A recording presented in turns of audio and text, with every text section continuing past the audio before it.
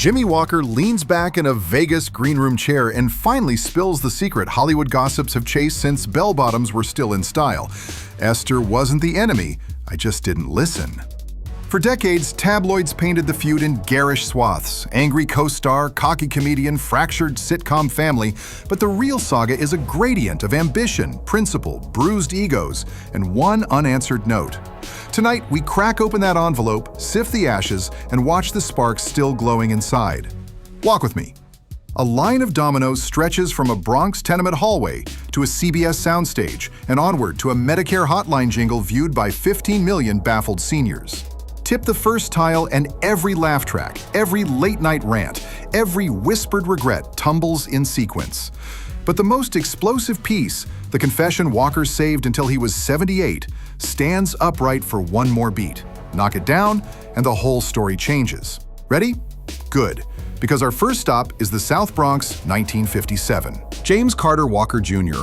prowled Sedgwick Avenue, collecting busted vacuum tubes the way other kids hoarded baseball cards.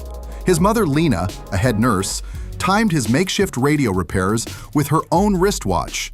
His father floated between gigs and, more often, absence. Poverty wasn't a plot twist. It was the wallpaper. Yet the Bronx taught timing. Subway doors slam shut. Landlords bang at dawn. Wallets stretch to Friday or snap by Wednesday. It's all rhythm. Jimmie lugged that beat into Theodore Roosevelt High's AV workshop, then into the RCA Technical Institute, where a government scholarship promised a life soldering circuits. But the circuits that mattered crackled after dark. In mid-60s cellar clubs, he'd perch beside a jukebox, praying for 3 minutes of mic time. What spilled out wasn't just jokes, it was an urban telegram. Frozen apartments, stoop-side philosophers, moms wielding coupons like rosaries. Laughs came fast. Agents noticed faster. Within a year, he'd rack up 11 Tonight Show sets. Off-screen, he muttered, "JJ's loud, but Jimmie's quiet." On-screen, he was about to have no choice in the matter. CBS was calling. Good Times began as a kitchen table drama that laughed with poverty, not at it. Then, in episode 3, Walker ad-libbed a single syllable. And the studio audience convulsed. By season 3, scripts revolved around JJ's antics while plots on systemic injustice sank into the B-story swamp. Esther Rolle, classically trained, refused to let the show morph into a Saturday morning cartoon. John Amos echoed her rage. Writers, pinned between Norman Lear's progressive intent and Nielsen's spreadsheets, rewrote till dawn, axing monologues on food stamps to wedge in another catchphrase pop. One table read ended with coffee mugs hurled across the room, another with Amos threatening to walk unless the family regained dignity. Everyone felt the tremor lines. Walker soldiered on, convinced laughter was its own activism. Rolle saw a minstrel shadow creeping back under the lights. Both were right. Neither could admit the other's truth. For 45 years, Walker dodged the messy details. Then, on a 2023 podcast, he finally unclenched. He described the day Rolle cornered him by the craft services cooler and warned, "We're turning black pain into carnival barkers." He cracked a joke, reflex, defense, and walked away. He calls that quip the laugh that cost me her respect. Rolle quit for a season, returned on rigid terms, and ultimately departed for good. She passed in 1998. Walker sent flowers, no note. Healing, it seems, needs 2 living hearts. But guilt corrodes in silence. In 2024, he opened a manila folder, one unsent letter addressed Dear Esther, 1976. 4 pages of apologies, never mailed. Tears followed. Early 1976, poet-singer Gil Scott-Heron shadowed tapings for 2 weeks, pitching an episode where JJ's art is mistaken for gang graffiti. CBS shelved it as too political. Only a memo survives, margin note.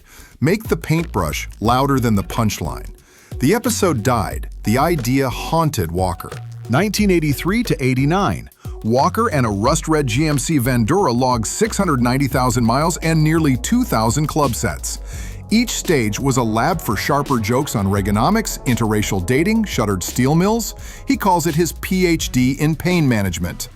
The 1989 special Dino Maturity contained 0 catchphrases and earned 2 standing ovations. By 1992, Good Times reruns generated $65 million in residuals, pennies trickled to cast under 1970s contracts. A quiet class action fizzled in sealed settlements, but bitterness lingered. Ironically, cheap reruns birthed a new fan base. Gen X kids saw JJ between cereal commercials. College dorms binged box set VHS tapes. Walker gained cultural legacy, just not the paycheck. 2013, Vine loops JJ over parkour fails. 2017, Snapchat lens slaps Walker's grin on users' faces.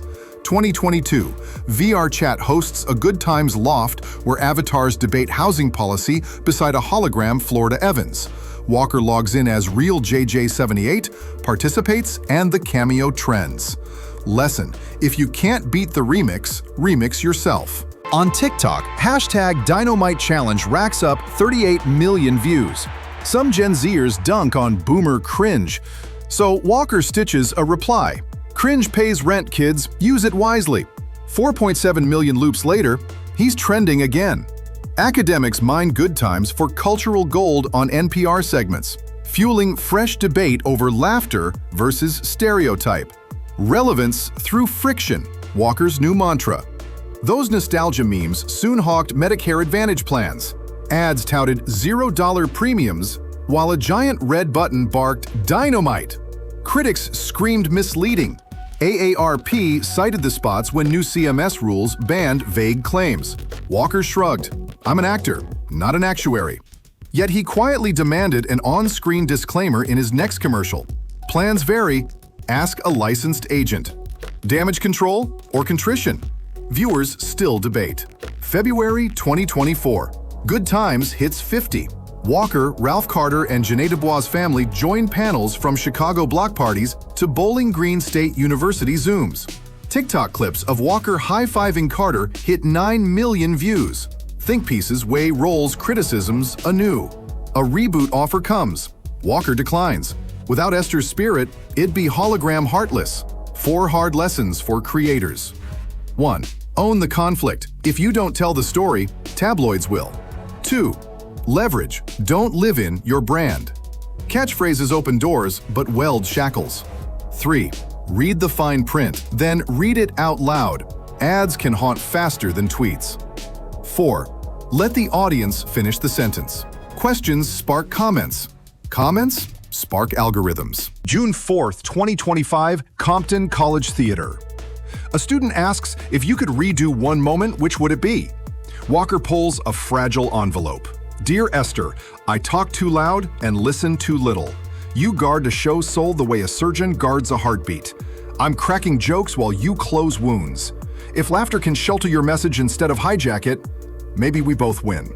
He folds it. I never mailed it, but somewhere, I think she heard it. The auditorium rises. Half applause, half reverent silence. Walker closes with a challenge. Laugh, then look deeper. If a joke lands on someone's back, lift them after. Argue in good faith. Rolle wasn't an adversary, she was the tension that tuned the instrument. Archive your drafts, letters you don't send may outlive tweets you do. Dig where the network won't. Algorithms crave comfort, classics come from friction. He raises the letter one last time. The dominoes won't push themselves. Your move. Lights dim, curtain drops, but online chatter is just beginning. And this time, the catchphrase is an unsent apology, testing whether comedy can heal the scar tissue it helped create.